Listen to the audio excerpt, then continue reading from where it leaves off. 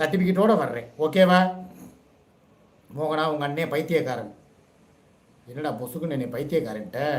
டே ராஜன் செல்வன் சூப்பி ராஜா, ஏ மாமாஜி இந்த ஜிகு ஜிகு சட்டையில் நீங்கள் பார்க்க 7ஆம் அறிவில் படம் வர்ற சுருதிகாசி மாதிரியே தலதலன்னு குழு குழுன்னு கும்காவாக இருக்கீங்க.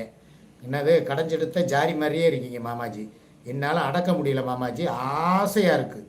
டே ஏண்டா என்னை பார்த்தா ஒரு அந்த படத்தில் வர்ற அவர் சூர்யா மாதிரின்னு கூட சொல்லலாம். அதை விட்டுட்டு சுருதிகாசன்னு சொல்லிட்டேன் பொசுக்குன்னு. என்னைய பார்த்தா என்னடா ஆம்பளை மாதிரியே இல்லையாடா? அங்கங்கே பிதுங்கி இருக்குன்னா அதாவது இருக்க வேண்டிய இடத்துல இருக்கு. ஆண்டவன் எனக்கு கொஞ்சம் அளவு இல்லாமல் படைச்சுவிட்டேன். எல்லாத்துக்கும் அளந்து படைச்சேன். அதனாடா கடைஞ்செடுத்த ஜாரிங்கிற?